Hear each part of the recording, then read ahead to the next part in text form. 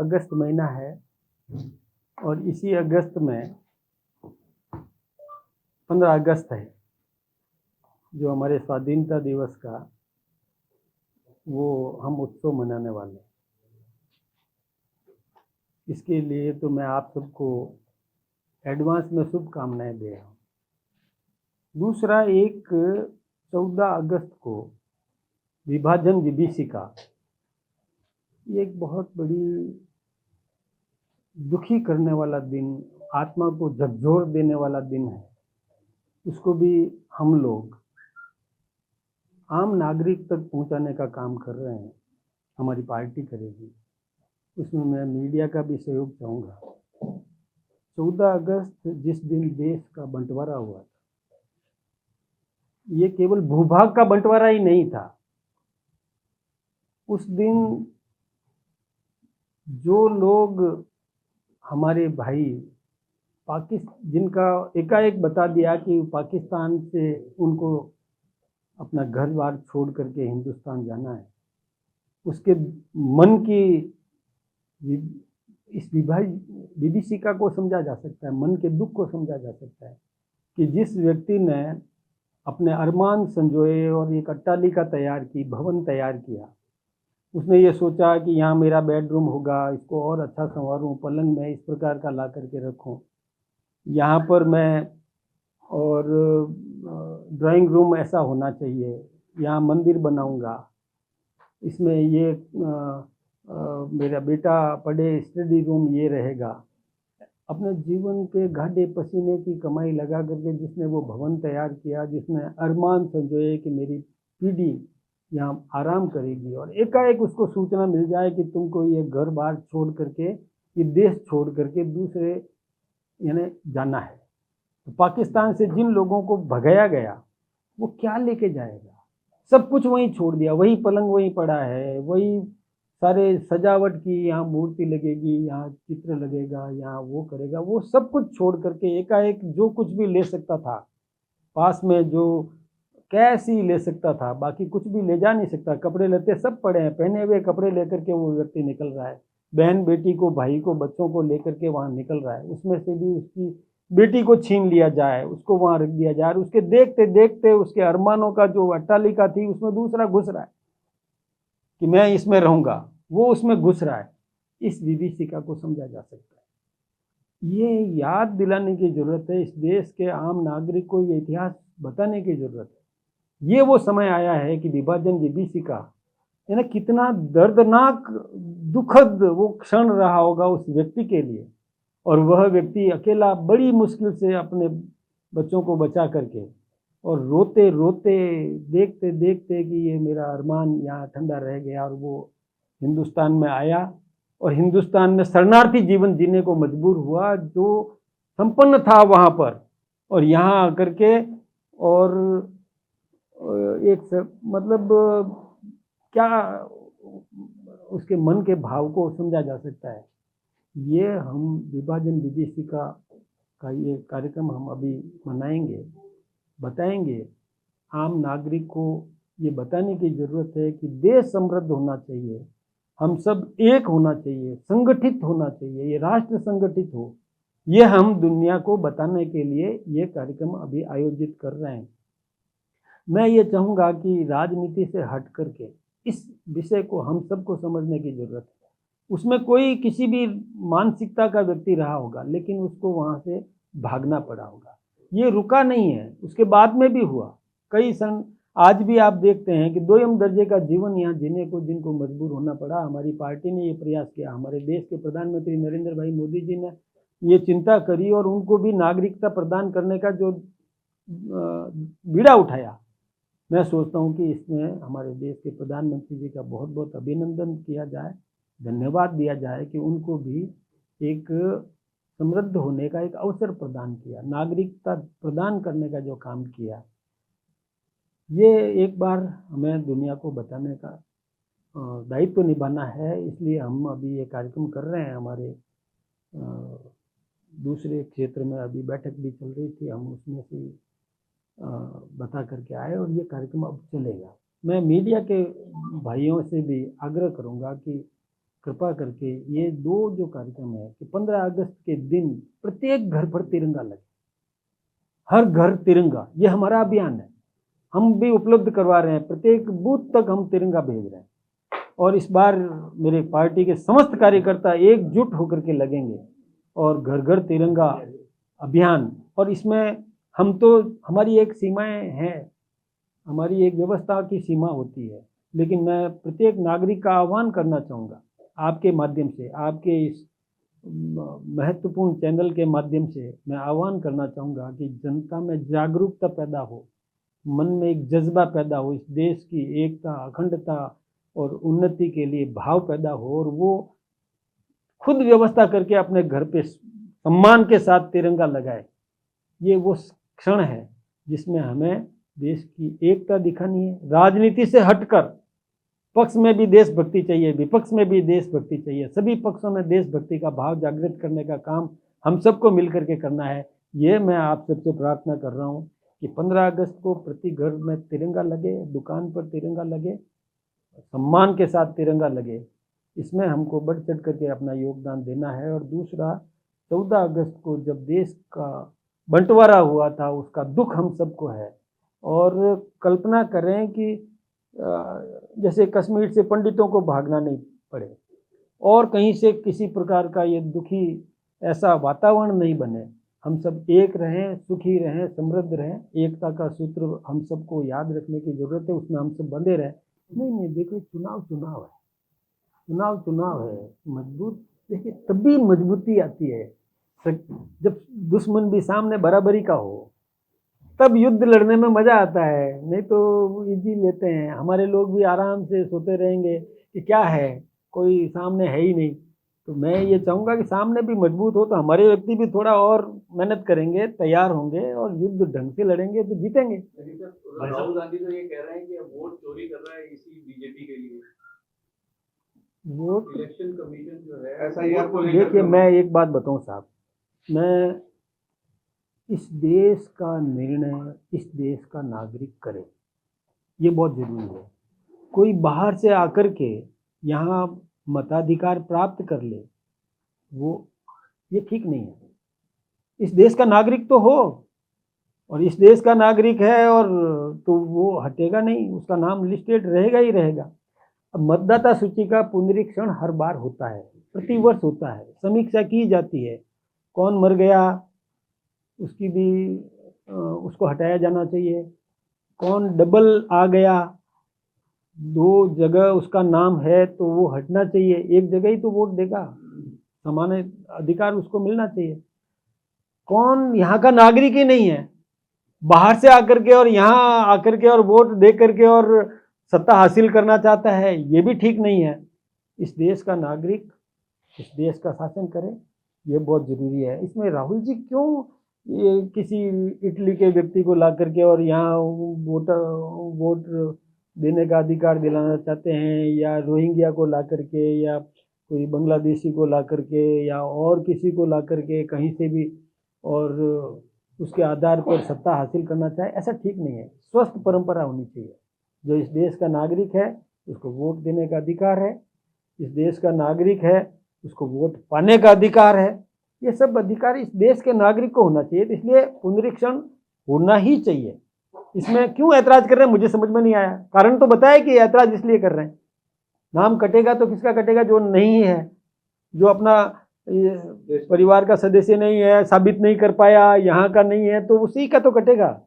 यहाँ के व्यक्ति को कैसे काटा जा सकता है, काट ही नहीं सकता कोई। ये पता नहीं क्यों ऐसा। ये मैंने भी चैनल्स के माध्यम से या समाचार पत्रों के माध्यम से पता किया। वास्तव में मैं एक बार अध्यक्ष जी से भी सलाह बात कर लेता हूँ कि ये क्या हुआ। वो तो कह रहे हैं कि नहीं था, लेकिन बोले ये वैध नहीं था, ये उन्होंने कहा है। मैं बात करके और आपके सामने भी रखूँगा। लेकिन अनुशासन वाली पार्टी में ये पहली बार हुआ है, अनुशासन वाली पार्टी में ये पहली बार हुआ है कि रेफरेंसेस दिए गए बाकायदा। ये पहली बार ऊपर से लेकर नीचे तक मंडल अध्यक्ष पे भी कभी इस तरीके की सिचुएशन नहीं आई कि रेफरेंसेस दिए गए। नहीं होता है, कभी भी नहीं हुआ, ऐसा कभी भी नहीं हुआ। नहीं होना चाहिए, नहीं होना चाहिए। मैं इसकी पूरी समीक्षा करके, क्योंकि मैं राज्यसभा में उधर थोड़ा व्यस्त रहा, लेकिन जो ही वहाँ से निकला और मुझे ये जानकारी मिली तो मैं इसकी पूरी तह में जाऊंगा कि ये कैसे क्या क्यों हुआ।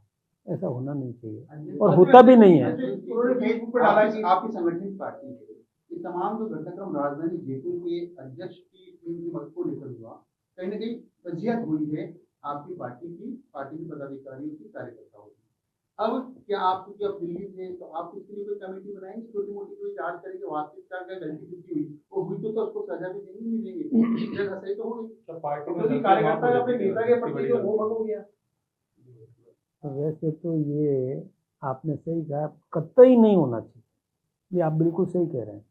ऐसा होता भी नहीं है, कहीं भी इस प्रकार की बात नहीं होती है।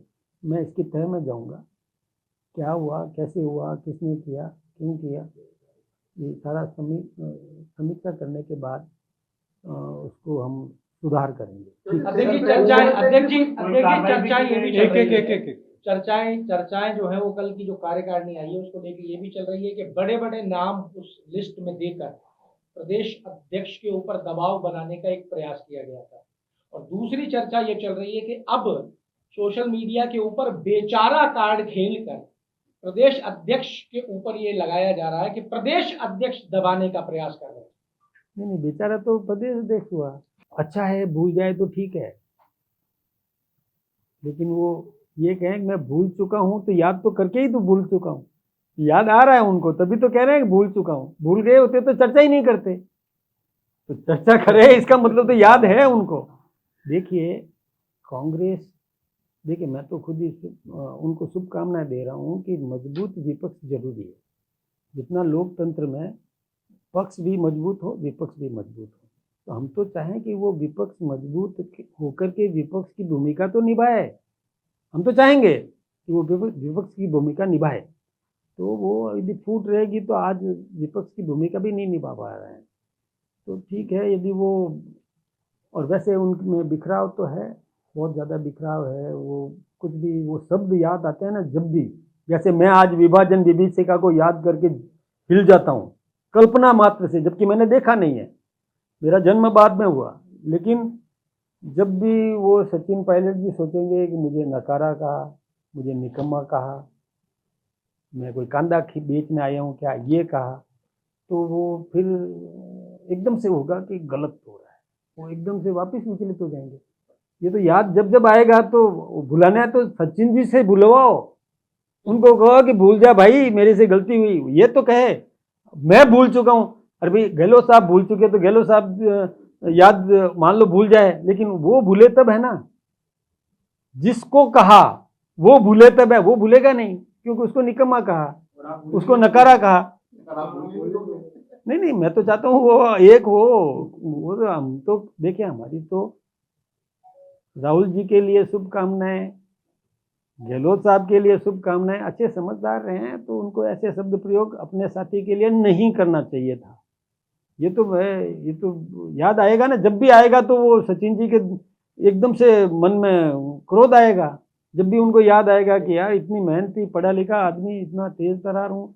ये वास्तव में दुर्भाग्यपूर्ण है कि वो कांग्रेस इस प्रकार का प्रयास करती रही कि भगवा आतंकवाद या हिंदू आतंकवाद इस प्रकार की बात करती रही। ये न्यायालय ने क्लियर कर दिया, न्यायालय ने क्लीन चिट दे दी, उनको बरी भी कर दिया। उन्होंने कितनी प्रताड़ना झेली होगी इसकी भी कल्पना की जा सकती है। जेल में रहना, निर्दोष होने के बावजूद भी, है ना, उनको समाज से अलग थलग कर दिया। इस प्रकार की घटना कांग्रेस को नहीं करना चाहिए था, षड्यंत्र नहीं करना चाहिए था। और राष्ट्रीय स्वयंसेवक संघ के सरसंघ चालक तक बात, यानी कि एक नेता, एक अधिकारी को ये कह दे कि उसको भी बुलाओ, हाँ साजिश, इस प्रकार की साजिश रचना मतलब बहुत दुर्भाग्यपूर्ण। और मैं सोचता हूँ कि बहुत हल्का स्तर है, ऐसी सोच को मैं हल्का स्तर शब्द प्रयोग करना चाहूँगा। बहुत गुस्सा भी है, ऐसा करना नहीं चाहिए था उनको, लेकिन न्यायालय है देश में, न्याय है और न्याय की जीत हुई है। जो निर्दोष साबित हुए अब उनको जाकर के संतोष हुआ होगा कि चलो अंत अच्छा है, न्याय मिला है। हम एकता चाहते हैं, संगठन चाहते हैं, वर्ग भेद नहीं होना चाहिए, सभी एक मुखी होकर के नेशन फर्स्ट की भावना रखें। 14 तारीख को राष्ट्रीय स्वयंसेवक संघ और उसका अनुसांगिक संगठन अखंड भारत दिवस मनाते हैं। तो क्या उसकी जो थीम है आपके कार्यक्रम की वही होगी अखंड भारत दिवस, या फिर केवल ये होगी विभीषिका को याद दिलाना? देखिए, अलग अलग तरीके हैं, मतलब एक ही है। कोई किस तरीके से बात करे, उत्तर मतलब व्यवस्था एक ही है, वो है हमको संगठित रहना है, राष्ट्र प्रथम को मान के चलना है, देश को मतलब एक रखना है। कोई किसी प्रकार का भड़काऊ वातावरण तैयार करे, हमको विचलित नहीं होना है, संगठित रहना है, यही संदेश है। देखिए, मैं ये याद इसलिए दिला रहा हूँ कि हम सब एक रहें, संगठित रहें, हम अलग अलग देश के लिए एक रहें, नेशन फर्स्ट, राष्ट्र प्रथम, पार्टी नेक्स्ट, और हम तो लास्ट, सेल्फ तो लास्ट। ये नेशन फर्स्ट, ये सब में होना चाहिए, किसी भी वर्ग विशेष की बात नहीं है, मैं सभी के लिए कह रहा हूँ। और आप जो बात कह रहे हैं वो तो अपन इतिहास पढ़ेंगे तो पता चल जाएगा। एक पुस्तक थी फ्रीडम एट मिडनाइट, उसको यदि आपने किसी ने पढ़ा हो, जो बाद में प्रतिबंधित कर दी गई थी, तो पता चल जाएगा कि किसने किसके साथ क्या व्यवहार किया था, किसके साथ क्या घटित हुआ था। लेकिन उसका हिंदी रूपांतरण है आज़ादी आई आधी रात, उसको भी अभी तो छूट है, उसको पढ़ सकते हैं, सारा पता चल जाएगा कि क्या हुआ था।